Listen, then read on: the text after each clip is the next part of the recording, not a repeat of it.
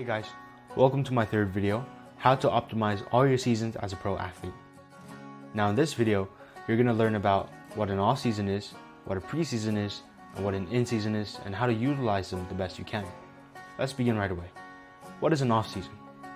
An off-season is a time for recovering and rebuilding your muscles and tendons.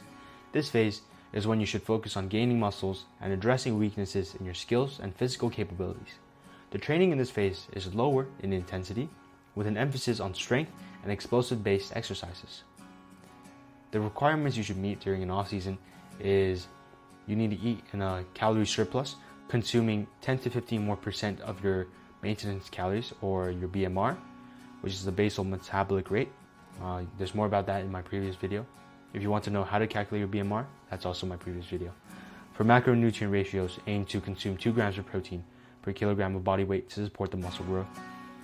And make sure about 50 to 60% of your calories are carbohydrates, because you're going to be training really hard, because you're going to be squeezing a lot of strength out, so you need a lot of energy for that as well. Make sure to also allocate 20 to 30% of your calories to fats to maintain your hormonal health. Okay, how do we go by the training and how do we go by the nutrition?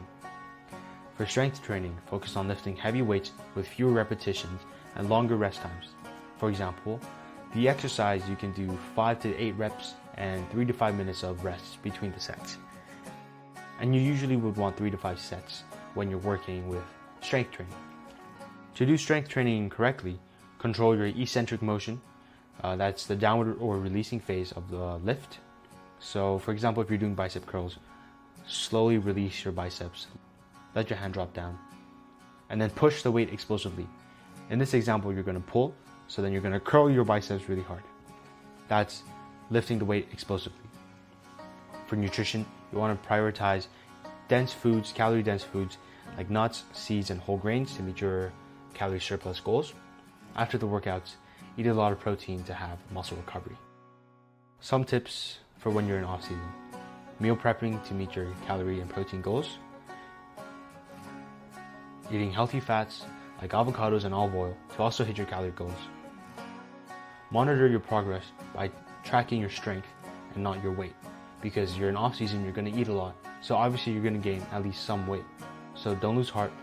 Track your progress by looking at your strength. I have 2 cautionary tales for off-seasons, which is avoid overeating. I know it's really fun to finally get into an off-season and get relaxed, but don't relax too much, have some control. And then secondly, don't neglect your cardiovascular health. Include some light cardio into your training program to maintain endurance during your off-season phase. Great. Now that you know what off-season is, let's move on to preseason. What is a preseason? The preseason is the season before the competition season. Training becomes higher in intensity and you focus on sport-specific exercises. Your goal during this phase is to optimize body composition and enhance athletic performance. During the preseason, you have to eat slightly above your maintenance calories, about 5 to 10% more than your BMR. For macronutrients ratios, you want to make sure you're eating at least 2 to 2.2 grams of protein per kilogram of the body weight. Around 55 to 65% of all your calories should come from carbohydrates, and 20 to 25% of all your calories should come from fats. Now, how does your sport training look like, and how does your nutrition look like during a preseason? For sport trainings, you want to increase explosive movements, so you want to incorporate sprints and plyometrics. You want to also use agility and conditioning drills to improve your speed and coordination. And for your nutrition, you want to eat carbs before your workouts, like oats, bananas, Gatorade, pre-workout. And then after workouts, you want to have high protein and high carb meals, like chicken and rice, to immediately start the repairing process for your muscles. Some tips for preseason is you want to bring along drinks that have electrolytes, like Gatorade, especially during trainings that you're going to do sprints or suicide runs, or some things with high intensity. Gradually start smartly eating your macronutrients, and then gradually start eating your macronutrients at the right time. So carbohydrates before the workouts, and then proteins evenly throughout the day and after the workouts. I have 2 cautionary tales for preseason as well. Is number 1, don't skip recovery days. We know you're very ambitious. We know you want to win and take it all.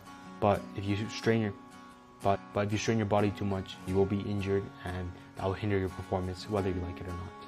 Secondly, make sure you're eating enough to have enough energy during intense training sessions. You have to eat enough to get you moving throughout the day. Now this moves us on into in-season. And in-season is when athletes are at their peak performance and their training is very game focused.